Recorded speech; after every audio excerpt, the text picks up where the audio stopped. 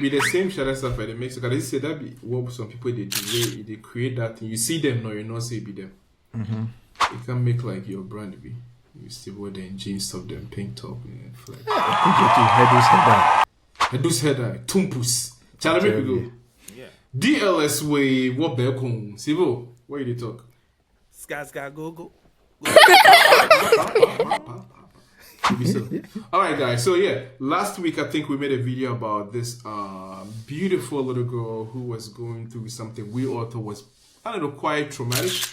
And there's been like, you know, a little pushback from the internet. People are saying that it's really backward, it's archaic, it's outdated, and Ghana should amend its laws on that hair cutting thing for students. So yeah, there's a lot of, you know, like we said, pushback on the internet. We're going to read you a few of the stuff that, you know, people are saying, and the reason why our government or His Excellency Honorable Haruna Idris is not backing down. We do not understand why he's being adamant to at least, we're not saying he's got to change the policy like, you know, instantaneously, but at least have a look at the policy and, you know, try to, you know, do something about it. So we have, as usual, our main man, Mr. Wademaya, saying, so it's okay for a white kid to keep her hair in our schools, but that of the black kid is tagged waywardness. Mr. S, I'll give this to you because I know you've been dying to talk about this all day. Why is it okay for the expat kids, right? We understand the outsiders. But as long as you're in the country, you're clothed in the law or the constitution, everything that happens in there, we all have to be under the same umbrella. So why is it okay for the expats who are there not to cut their hair, but the local girls or kids have to? Let me make it very simple for you. All right, we're waiting. They pay the most money. No, if it's public school, they pay the same. Yeah, if it's public, yeah, it's the same. Private. I'm talking about. All right, let him make his point. I'm talking about under the table. But now you are saying okay, you got us there. Yeah, you got us. but you know, I saw a list of schools in Ghana that allows like the girl child to have their own hair, right? And most of them are international schools. Why? Listen, this topic, I find it, you know, for me, I've always said that we have a problem mentally, all of us, right? We have to sit down and really take our brain out and wash it a little bit, and then put it back and start to think again. We know the reasons why these rules in our schools were brought up. I chanced on a video of what's her name? Is it Chinwe Ese? I've forgotten her. Chinwe Ese. Yeah. And she mentioned something. She said in their time, because everybody could not afford sandals, right? They were forced to wear to go to school barefooted. It's in our history, right? So sometimes when things like this happen, people start to raise this. We have to go back and find out the reason why this so-called thing, where now people are calling it's our culture, you have to accept it and stuff. You have to find the root of it, the reasons behind why this particular law came into being. And when you find the reason, nobody will tell you that this needs to change. Point well taken. So can you enlighten us on the historical origins of this haircutting thing? Let me keep it simple. Yeah. In most countries, African countries, right? Charlie, I don't want to go there, but because of, you know, when somebody wants to rule you, right? The person will find a way, right, to weaken you first, make you feel inferior, and then they can dehumanize you. Yes, and then they can take the next step. And they were cutting our hair, right, for various reasons. Certain places they thought, okay, you guys are too stubborn. You keep your things, you keep things in your hair to fight, to do this. There's so many reasons. So many reasons. But my thing is, we've moved on, right? For all these years, you can go back and look and correct yourself. So I can give you all the reasons. It still will not change the fact that we are in a time where things needs to change. That is all my. Oh, yeah, you're absolutely right. Yeah. So its historical origins really, like you said, play a big role in it. It's like it was done to dehumanize us, like way back in the day, to separate the oppressor from the oppressed. So I mean, for me, we don't, like you said, we don't have to sit in it in 2025 and still talking about the same thing. But the point is, the same way we keep amending laws and policies, everything else has to be looked at in that kind of like spectrum. That okay, is it working for us? Is there any benefit to it to the kids, right? What is the point of in holding on to something that really has no bearing? So let's take another what you call it, opinion from this guy that had the same issue when trying to get into Accra Academy. It was Accra Academy, right? The guy who they say had this Rastafarian hair, Tyrone. No, it was so he also says Achimota School, I think. Achimota it's Achimota. Yeah, you're right, Achimota. Yeah. Achimota, So he said if shorter hair means better character, then no hair must mean perfection. Right? Because it's like you're trying to grade it. Yeah. Cutting your hair is gonna mold you or get you into this place of good groomed character.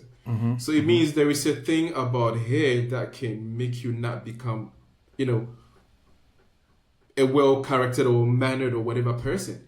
So what kind of hairstyle can we equate to being of a good character or for being like a well mannered well groomed person? Exactly. Cover that thing up. Yeah, so he's trying to make a point, and I really understand what he's trying to say. That's the whole point. Yeah, that guy is really smart. What the statement he made there is like it's professors who made that statement. Oh, yeah, I think it's really. Yeah, you asked an important question following up to what he said. That what kind of hairstyle basically should we look at to be the standard, right? Exactly. I think that if you take, let's say, our Western friends, let me put it that way, they naturally have long hair, right? They have straight hair, and so it will grow straight. And if you want, you cut it. If you want, you don't. But most 90% of them, you see, they have their long hair. The women, we're talking about women now. If you come to black people, some guys even do, not a problem. Exactly. If you come to black people, naturally our hair is curly. So that's why we have Afro hair. When you allow your hair to grow, it's going to become Afro, right? So talking about somebody, I read a comment where somebody was saying that, why doesn't the GES or the ministry actually standardize and say, okay, ABC are allowed because they conform to our natural hair growth pattern? Yes. For example, women do cornrow, right? The cornrow where they do the three, whatever. Maybe cornrow should be accepted. Maybe Afro should be accepted, right? And for example, like colorings and all that, like we mentioned before, will not be accepted. So there should be some standards that should conform to the natural growth pattern of the black person. So if you ask a question about which ones should be accepted or which ones should be allowed, then I think that's how it should go. It should go according, because nobody's hair grows blue. If your hair grows naturally Afro, then you should be able to keep it. But the thing is, just like we had in high schools, we had inspection. It will now be incumbent on the authorities to make sure that your hair is tidy when they are inspecting. Excellent. That's the point I wanted to. I don't think everything has to be governed by policies, right? Because there are some things called like the unwritten rules, right, or unwritten laws of nature. If you see somebody spitting on the street, you don't have to show somebody what the Constitution says, right? It's just unwritten.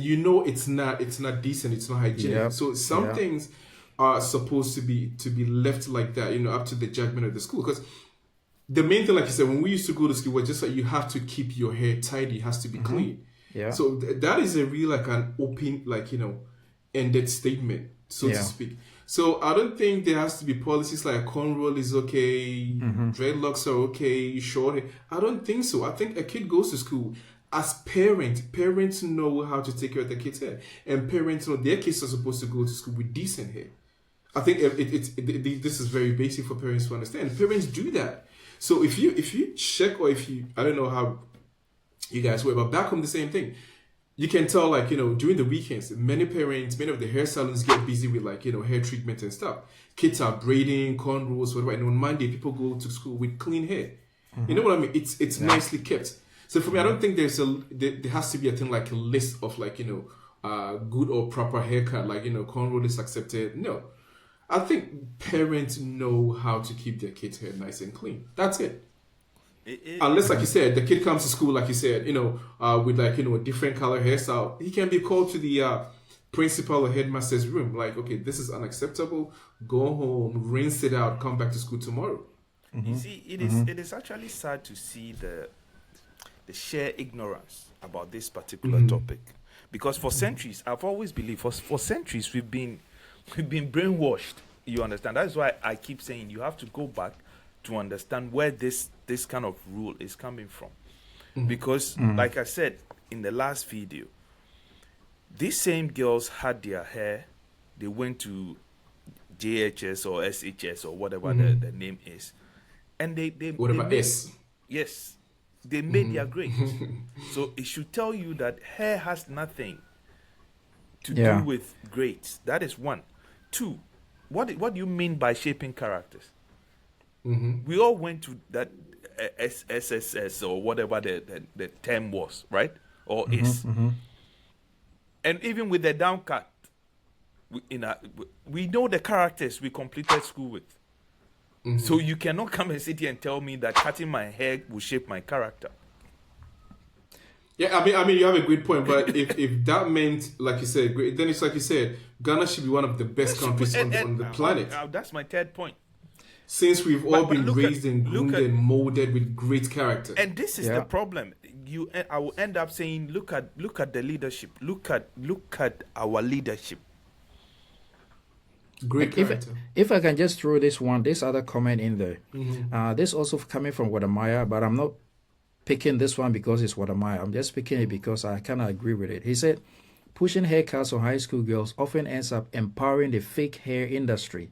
Instead, let's encourage them to wear their natural hair with pride, because embracing our natural hair is part of celebrating African identity. And I agree. I mean, what happens? Look at what happens in Ghana. Because of the short hair policy, when girls leave school or when they finish secondary school about to go to university, what happens? Everybody starts going and doing all kinds of... That's where all this Brazilian hair wearing men with all these 5,000 Brazilian hair thing comes from. Hey, it looks because like this guy's been paying for Brazilian hair. Nope, never done that. But he's saying warrior men. How do you know they warrior men? But the thing is, if from high school the kid developed a particular hairstyle that she liked, when she grows up, she's going to have that long hair, which she can just perm or just use her natural hair to do the cornrow or whatever style she wants.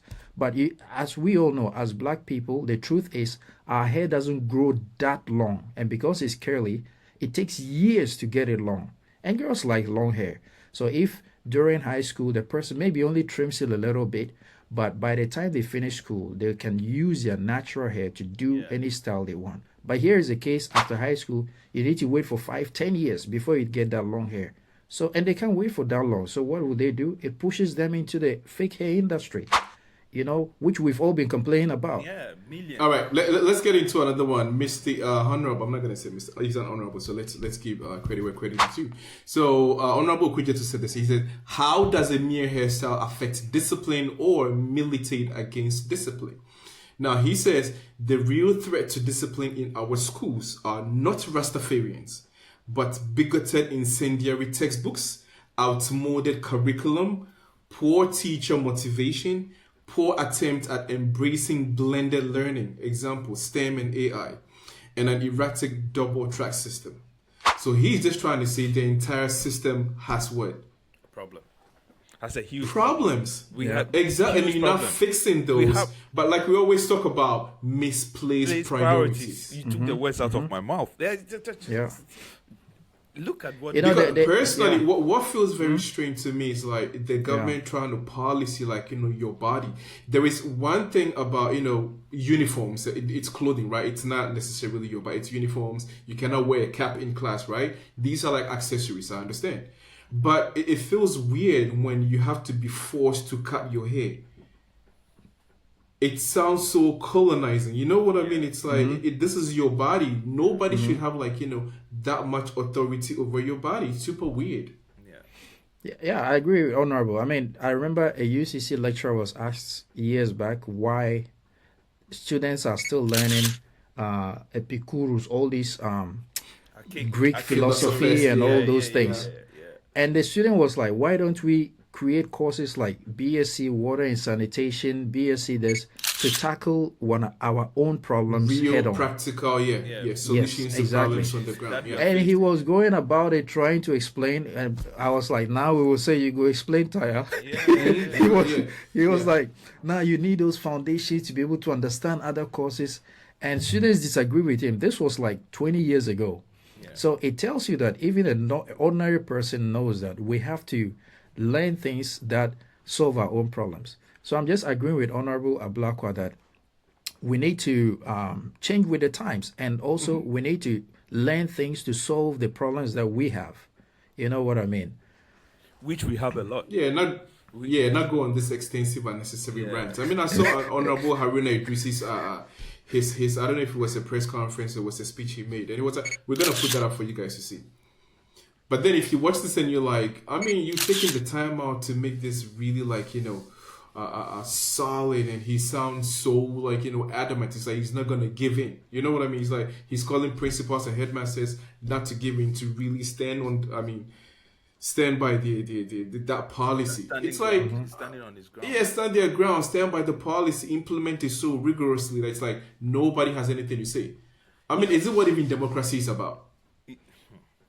Right, there is an issue, right? People don't like something, so you listen to the people trying to address it, and then there's like with that some character, sort of like with that kind a of great character, solution. with that kind of character, when you look at our politicians in general, sometimes they don't just make room for an open, real, sincere Discussion, right? Yeah, conversations and discussion. conversation, yeah. Because we can see, we've been through the system, we can see, right? Yes, we need to do certain changes, and every change will come with certain demands and stuff, but that is what our democracy is for. You understand? We've been doing this thing since antiquity. Today somebody has raised it, right?